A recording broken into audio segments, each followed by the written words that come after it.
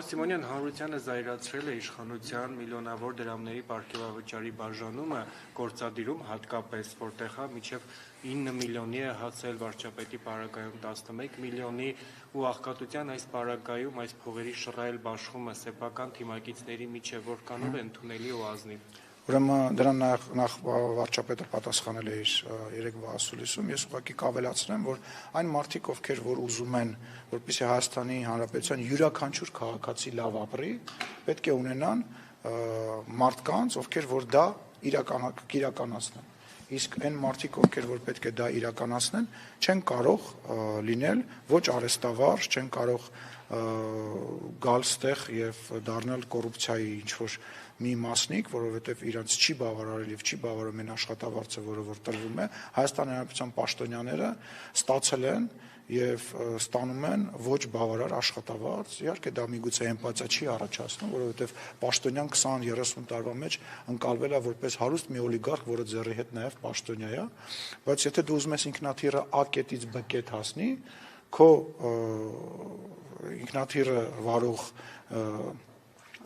օդաչուն պետք է արհեստավարժ, լավ վճարվող եւ նորմալ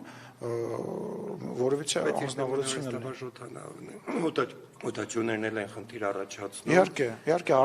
բայց դա չի նշանակում, որ մենք պետքա մարդկանց, ովքեր որ սեփական հացի խնդիր ունեն եւ վարկերի մեջ են եւ մեծ խնդիրներ ունեն եւ իրանց գալիս են ինչ-որ տեղից փող են առաջարկում, այս ինչ բան անելու համար, բերենք դնենք բարձրաստիճան պաշտոնյասակին։ Հանդեպ հակում ունեցող այնուամենայնիվ դա կանի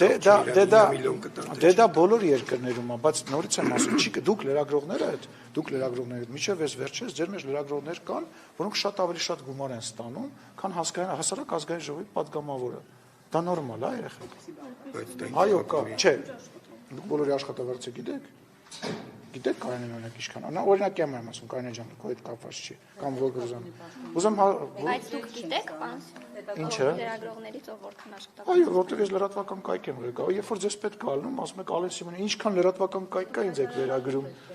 Ես արդեն քանի տարի է լրացնում եմ, նոր վերադառնանք հա թեմային։ Չի կարող մարդը, որ անընդհատ էկրանների առաջ է եւ